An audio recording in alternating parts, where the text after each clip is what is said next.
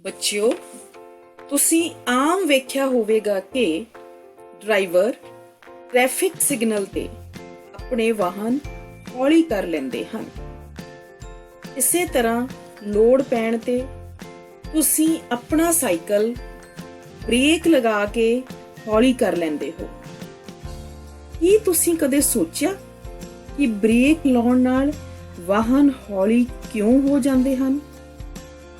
ਸਿਰਫ ਵਾਹਨ ਹੀ ਨਹੀਂ, ਕੋਈ ਵੀ ਵਸਤੂ ਜਿਹੜੀ ਕਿਸੇ ਹੋਰ ਵਸਤੂ ਦੀ ਸਤ੍ਹਾ ਉੱਤੇ ਗਤੀ ਕਰ ਰਹੀ ਹੁੰਦੀ ਹੈ, ਉਹ ਹੌਲੀ ਹੋ ਜਾਂਦੀ ਹੈ।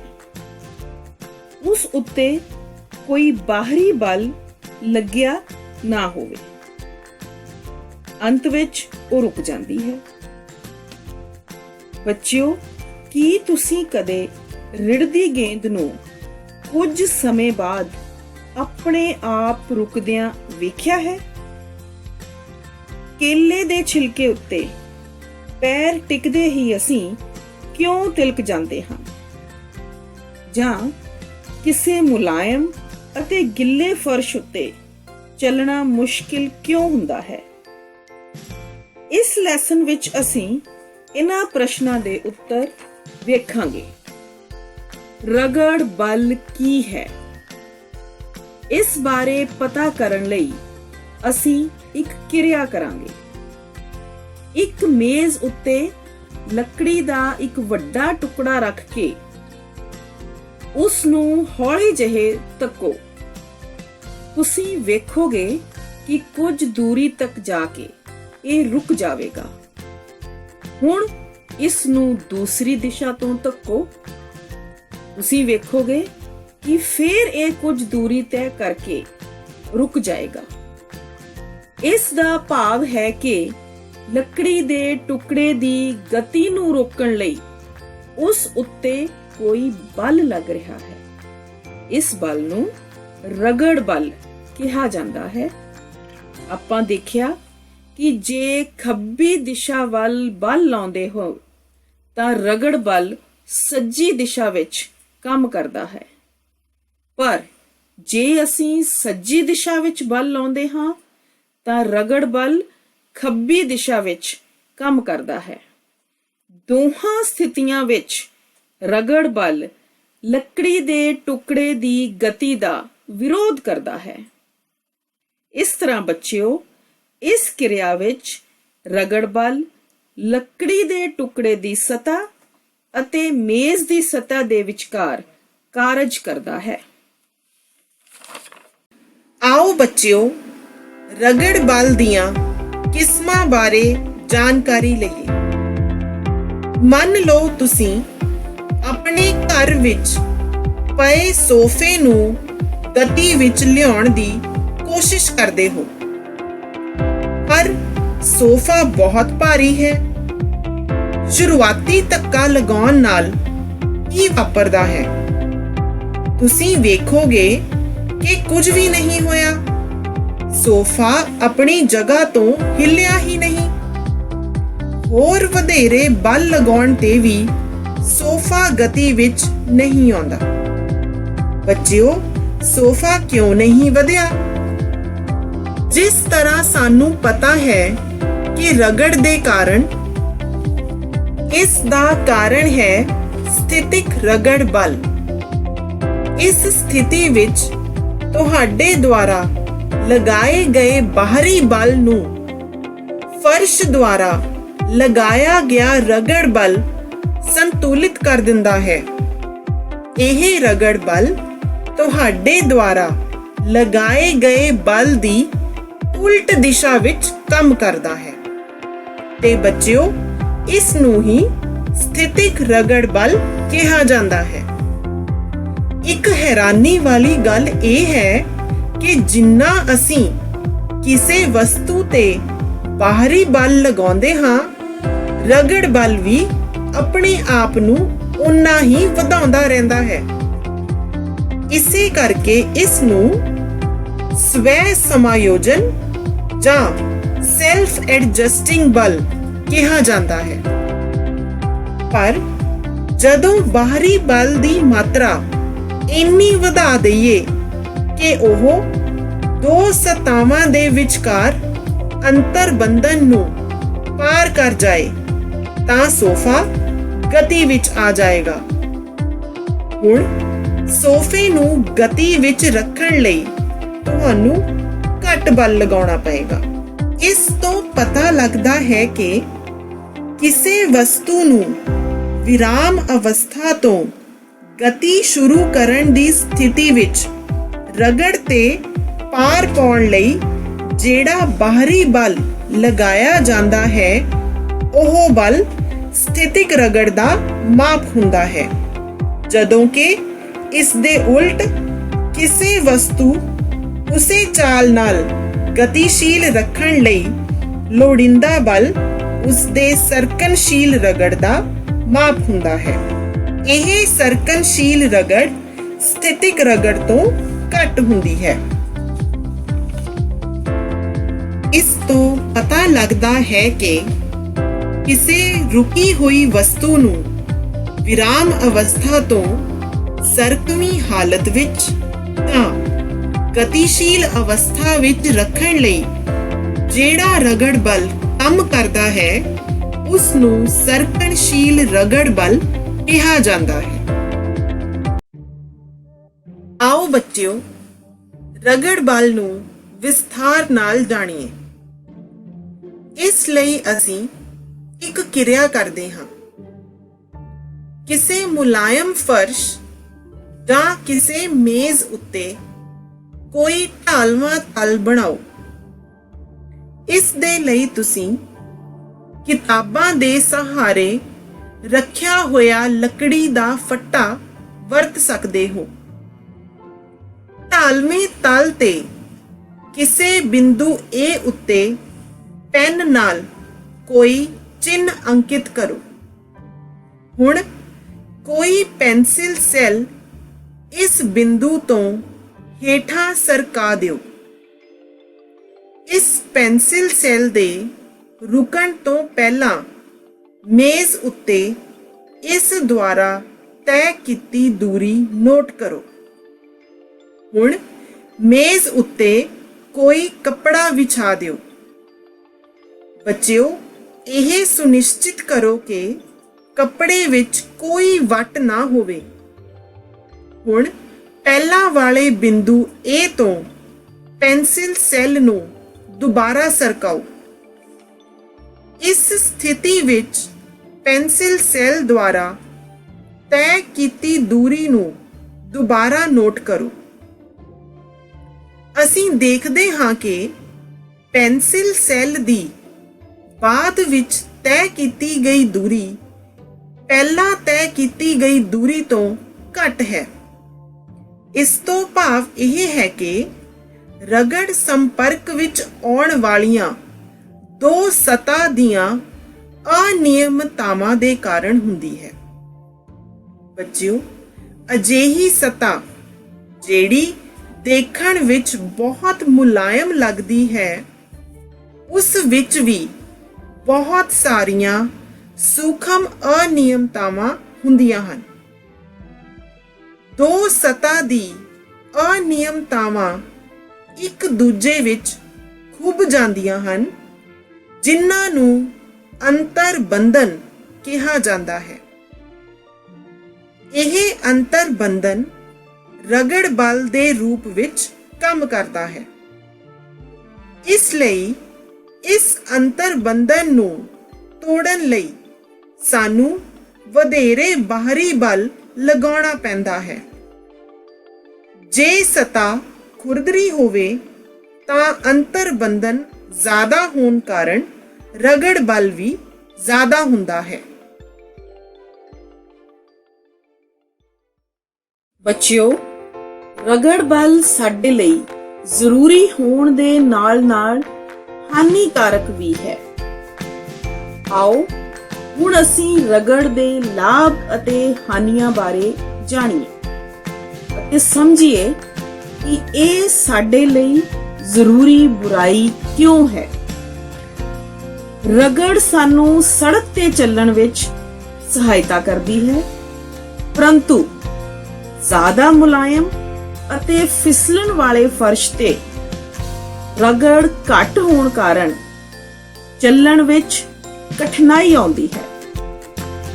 ਇਸੇ ਤਰ੍ਹਾਂ ਬੱਚਿਓ, ਜਦੋਂ ਤੁਹਾਡੇ ਅਧਿਆਪਕ ਬਲੈਕ ਬੋਰਡ ਤੇ ਲਿਖਦੇ ਹਨ ਤਾਂ ਬਲੈਕ ਬੋਰਡ ਦਾ ਖੁਰਦਰਾ ਤਲ ਰਗੜ ਦੁਆਰਾ ਚੌਕ ਦੇ ਕੁਝ ਕਣਾਂ ਨੂੰ ਉਤਾਰ ਦਿੰਦਾ ਹੈ ਜੋ ਬਲੈਕ ਬੋਰਡ ਨਾਲ ਚਿਪਕ ਜਾਂਦੇ ਹਨ, ਜਿਸ ਕਰਕੇ ਬਲੈਕ ਬੋਰਡ ਤੇ ਤੁਹਾਨੂੰ ਲਿਖਾਈ ਦਿਸਦੀ ਹੈ। ਰਗੜ ਦੇ ਕਾਰਨ ਹੀ ਵਸਤੂਆਂ ਨਿਸ਼ਚਿਤ ਸਥਾਨ ਤੇ ਰੁਕ ਜਾਂਦੀਆਂ ਹਨ। ਰਗੜ ਤੋਂ ਬਿਨਾਂ ਕੋਈ ਵੀ ਵਾਹਨ ਸੜਕ ਤੇ ਰੁਕ ਨਹੀਂ ਸਕਦਾ, ਨਾ ਹੀ ਉਸ ਦੀ ਗਤੀ ਨੂੰ ਸ਼ੁਰੂ ਕੀਤਾ ਜਾ ਸਕਦਾ ਹੈ ਅਤੇ ਨਾ ਹੀ ਦਿਸ਼ਾ ਪਰਿਵਰਤਿਤ ਕੀਤੀ ਜਾ ਸਕਦੀ ਹੈ। ਖੁਰਦਰੀ ਸਤ੍ਹਾ ਦੇ ਅੰਤਰ ਬੰਧਨ ਕਾਰਨ ਇਮਾਰਤਾਂ ਦਾ ਨਿਰਮਾਣ ਹੁੰਦਾ ਹੈ। ਰਗੜ ਤੋਂ ਬਿਨਾਂ ਕਿਸੇ ਵੀ ਇਮਾਰਤ ਦਾ ਨਿਰਮਾਣ ਸੰਭਵ ਨਹੀਂ ਹੈ। ਦੀਵਾਰ ਵਿੱਚ ਕਿੱਲ ਠੋਕਣ ਲਈ ਵੀ ਰਗੜ ਦੀ ਜ਼ਰੂਰਤ ਹੁੰਦੀ ਹੈ। ਰਗੜ ਰਹਿਤ ਜਾਂ ਮੁਲਾਇਮ ਸਤ੍ਹਾ ਤੇ ਕਿੱਲ ਨੂੰ ਠੋਕਿਆ ਨਹੀਂ ਜਾ ਸਕਦਾ। ਰਗੜ ਤੋਂ ਬਿਨਾਂ ਅਸੀਂ ਮਾਚਿਸ ਦੀ ਤੀਲੀ ਵੀ ਨਹੀਂ ਜਲਾ ਸਕਦੇ। ਮਾਚਿਸ ਦੀ ਡੱਬੀ ਦੀ ਸਤਹ ਖੁਰਦਰੀ ਹੁੰਦੀ ਹੈ। ਜਦੋਂ ਅਸੀਂ ਮਾਚਿਸ ਦੀ ਤੀਲੀ ਨੂੰ ਉਸ ਖੁਰਦਰੀ ਸਤ੍ਹਾ ਤੇ ਰਗੜਦੇ ਹਾਂ ਤਾਂ ਉਹ ਅੱਗ ਫੜ ਲੈਂਦੀ ਹੈ। ਇਸ ਤਰ੍ਹਾਂ ਬੱਚਿਓ, ਇਹਨਾਂ ਸਭ ਗੱਲਾਂ ਦੇ ਉਲਟ ਰਗੜ ਸਾਡੇ ਲਈ ਹਾਨੀਕਾਰਕ ਵੀ ਹੈ। ਸਾਡੀਆਂ ਜੁੱਤੀਆਂ ਦੇ ਤਲੇ ਰਗੜ ਦੇ ਕਾਰਨ ਹੀ ਕੱਸ ਜਾਂਦੇ ਹਨ। ਜਿਸ ਤਰ੍ਹਾਂ ਸਾਨੂੰ ਪਤਾ ਹੈ ਰਗੜ ਦੇ ਕਾਰਨ ਊਰਜਾ ਪੈਦਾ ਹੁੰਦੀ ਹੈ ਅਤੇ ਉਹ ਊਰਜਾ ਵੀ ਤਾਪ ਦੇ ਰੂਪ ਵਿੱਚ ਬਰਬਾਦ ਹੁੰਦੀ ਹੈ। ਰਗੜ ਦੇ ਕਾਰਨ ਵਸਤੂਆਂ ਘਸ ਜਾਂਦੀਆਂ ਹਨ, ਜਿਵੇਂ ਪੇਚ, ਬਾਲ ਬੇਰਿੰਗ ਜਾਂ ਕੋਈ ਵੀ ਮਸ਼ੀਨ। ਵਾਹਨਾਂ ਦੇ ਟਾਇਰ ਵੀ ਅਤਿਅੰਤ ਰਗੜ ਕਾਰਨ ਘਸ ਜਾਂਦੇ ਹਨ। ਇਸ ਤੋਂ ਅਸੀਂ ਕਹਿ ਸਕਦੇ ਹਾਂ ਕਿ ਰਗੜ ਸਾਡੇ ਲਈ ਬਹੁਤ ਜ਼ਰੂਰੀ ਵੀ ਹੈ, ਪਰ ਅਤਿਅੰਤ ਰਗੜ ਸਾਡੇ ਲਈ ਹਾਨੀਕਾਰਕ ਹੈ, ਜਿਸ ਕਰਕੇ ਰਗੜ ਨੂੰ ਜ਼ਰੂਰੀ ਬੁਰਾਈ ਕਿਹਾ ਜਾਂਦਾ ਹੈ।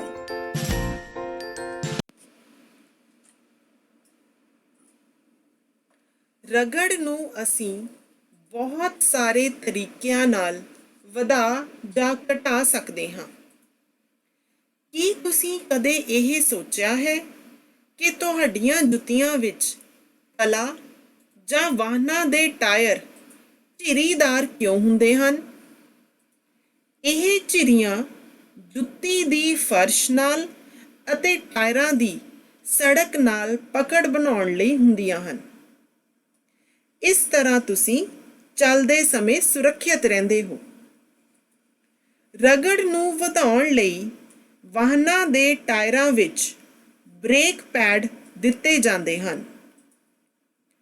ਜਦੋਂ ਅਸੀਂ ਕੋਈ ਸਾਈਕਲ ਚਲਾਉਂਦੇ ਹਾਂ ਤਾਂ ਉਸ ਦੇ ਬ੍ਰੇਕ ਪੈਡ ਪਹੀਏ ਨੂੰ ਸਪਰਸ਼ ਨਹੀਂ ਕਰਦੇ, ਪਰੰਤੂ ਜਦੋਂ ਅਸੀਂ ਬ੍ਰੇਕ ਲੀਵਰ ਨੂੰ ਦਬਾਉਂਦੇ ਹਾਂ ਤਾਂ ਇਹ ਪੈਡ ਰਗੜ ਦੇ ਕਾਰਨ ਰਿਮ ਦੀ ਗਤੀ ਨੂੰ ਰੋਕ ਦਿੰਦੇ ਹਨ ਅਤੇ ਪਹੀਆ ਗਤੀ ਕਰਨਾ ਬੰਦ ਕਰ ਦਿੰਦਾ ਹੈ। ਤੁਸੀਂ ਇਹ ਵੀ ਵੇਖਿਆ ਹੋਵੇਗਾ ਕਿ ਕਬੱਡੀ ਦੇ ਖਿਡਾਰੀ ਆਪਣੇ ਹੱਥਾਂ ਉੱਤੇ ਮਿੱਟੀ ਰਗੜਦੇ ਹਨ ਤਾਂ ਜੋ ਉਹ ਆਪਣੇ ਵਿਰੋਧੀਆਂ ਨੂੰ ਚੰਗੀ ਤਰ੍ਹਾਂ ਫੜ ਸਕਣ ਅਤੇ ਅਜਿਹਾ ਕਰਦੇ ਹੋਏ ਉਹਨਾਂ ਦੇ ਹੱਥ ਨਾ ਤਿਲਕਣ। ਕਈ ਸਥਿਤੀਆਂ ਵਿੱਚ ਰਗੜ ਲੋੜੀਂਦੀ ਨਹੀਂ ਹੁੰਦੀ ਤਾਂ ਅਸੀਂ ਇਸ ਨੂੰ ਘਟਾਉਣਾ ਚਾਹੁੰਦੇ ਹਾਂ। ਕੈਰਮ ਬੋਰਡ ਤੇ ਅਸੀਂ ਬਹੁਤ ਬਰੀਕ ਪਾਊਡਰ ਪਾ ਕੇ ਰਗੜ ਘੱਟ ਕਰਦੇ ਹਾਂ ਤਾਂ ਜੋ ਸਟ੍ਰਾਈਕਰ ਅਤੇ ਕੈਰਮ ਦੀਆਂ ਗੀਟੀਆਂ ਆਸਾਨੀ ਨਾਲ ਕੈਰਮ ਬੋਰਡ ਤੇ ਸਰਕ ਸਕਣ। ਕਈ ਵਾਰ ਦਰਵਾਜ਼ੇ ਨੂੰ ਖੋਲ੍ਹਣਾ ਮੁਸ਼ਕਿਲ ਹੋ ਜਾਂਦਾ ਹੈ ਤਾਂ ਅਸੀਂ ਦਰਵਾਜ਼ਿਆਂ ਦੇ ਕਬਜ਼ਿਆਂ ਵਿੱਚ ਤੇਲ ਦੀਆਂ ਕੁਝ ਬੂੰਦਾਂ ਪਾਉਂਦੇ ਹਾਂ ਤਾਂ ਜੋ ਰਗੜ ਘਟ ਜਾਵੇ ਅਤੇ ਦਰਵਾਜ਼ਾ ਆਸਾਨੀ ਨਾਲ ਖੁੱਲ੍ਹ ਸਕੇ। ਸਾਈਕਲ ਅਤੇ ਮੋਟਰਾਂ ਦੇ ਮਿਸਤਰੀ ਮਸ਼ੀਨਾਂ ਦੇ ਗਤੀਸ਼ੀਲ ਭਾਗਾਂ ਵਿੱਚ ਗਰੀਸ ਲਾਉਂਦੇ ਹਨ ਤਾਂ ਜੋ ਮਸ਼ੀਨ ਦੀ ਕੰਮ ਕਰਨ ਦੀ ਸਮਰੱਥਾ ਵੱਧ ਸਕੇ। ਵਾਹਨਾਂ ਦੇ ਪੁਰਜਿਆਂ ਵਿੱਚ ਤੇਲ, ਗਰੀਸ ਜਾਂ ਗ੍ਰੇਫਾਈਟ ਆਦਿ ਲਾਉਣ ਨਾਲ ਉਹਨਾਂ ਵਿੱਚ ਮੌਜੂਦ ਅਨਿਯਮਤਾਵਾਂ ਦਾ ਅੰਤਰਬੰਧਨ ਕਾਫੀ ਘਟ ਜਾਂਦਾ ਹੈ ਅਤੇ ਉਹਨਾਂ ਦੀ ਗਤੀ ਸਹਿਜ ਹੋ ਜਾਂਦੀ ਹੈ। ਰਗੜ ਘੱਟ ਕਰਨ ਵਾਲੇ ਪਦਾਰਥਾਂ ਨੂੰ ਸਨੇਹਕ ਜਾਂ ਲੁਬਰੀਕੈਂਟਸ ਕਹਿੰਦੇ ਹਨ। ਕੁਝ ਮਸ਼ੀਨਾਂ ਵਿੱਚ ਸਨੇਹਕ ਦੇ ਰੂਪ ਵਿੱਚ ਤੇਲ ਜਾਂ ਗਰੀਸ ਦੀ ਬਜਾਏ ਗਤੀਸ਼ੀਲ ਪੁਰਜਿਆਂ ਵਿੱਚ ਹਵਾ ਦੀ ਗੱਦੀ ਦੀ ਵਰਤੋਂ ਵੀ ਕੀਤੀ ਜਾਂਦੀ ਹੈ। ਬੱਚਿਓ, ਅਸੀਂ ਸਭ ਅਟੈਚੀ ਜਾਂ ਹੋਰ ਭਾਰੇ ਸਮਾਨਾਂ ਤੇ ਰੋਲਰ ਲੱਗੇ ਵੇਖਦੇ ਹਾਂ, ਜਿਸ ਕਰਕੇ ਭਾਰੀ ਸਮਾਨ ਨੂੰ ਕੋਈ ਛੋਟਾ ਬੱਚਾ ਵੀ ਆਸਾਨੀ ਨਾਲ ਖਿੱਚ ਸਕਦਾ ਹੈ। ਅਜਿਹਾ ਕਿਉਂ ਹੁੰਦਾ ਹੈ? ਆਓ ਜਾਣੀਏ। ਵੇਲਨਾਕਾਰ ਸ਼ਕਲ ਦੀ ਕੁਝ ਪੈਨਸਿਲਾਂ ਨੂੰ ਅਸੀਂ ਮੇਜ਼ ਉੱਤੇ ਇੱਕ ਦੂਜੇ ਦੇ ਸਮਾਂਤਰ ਰੱਖਦੇ ਹਾਂ। ਹੁਣ ਇਸ ਉੱਪਰ ਮੋਟੀ ਕਿਤਾਬ ਰੱਖ ਕੇ ਜਦੋਂ ਅਸੀਂ ਕਿਤਾਬ ਨੂੰ ਢੱਕਦੇ ਹਾਂ ਤਾਂ ਅਸੀਂ ਵੇਖਦੇ ਹਾਂ ਕਿ ਕਿਤਾਬ ਦੇ ਗਤੀਸ਼ੀਲ ਹੋਣ ਨਾਲ ਪੈਨਸਿਲਾਂ ਘੁੰਮ ਜਾਂਦੀਆਂ ਹਨ। ਪੈਨਸਿਲ ਦੀ ਇਸ ਪ੍ਰਕਾਰ ਦੀ ਗਤੀ ਨੂੰ ਵੇਲਨੀ ਗਤੀ ਕਹਿੰਦੇ ਹਨ। ਜਦੋਂ ਇੱਕ ਵਸਤੂ ਦੂਜੀ ਵਸਤੂ ਦੀ ਸਤ੍ਹਾ ਉੱਤੇ ਵੇਲਨੀ ਗਤੀ ਕਰਦੀ ਹੈ ਤਾਂ ਉਸ ਦੀ ਗਤੀ ਦੇ ਪ੍ਰਤੀਰੋਧ ਨੂੰ ਵੇਲਨੀ ਰਗੜ ਕਹਿੰਦੇ ਹਨ। ਵੇਲਣ ਰਗੜ ਘੱਟ ਕਰ ਦਿੰਦਾ ਹੈ।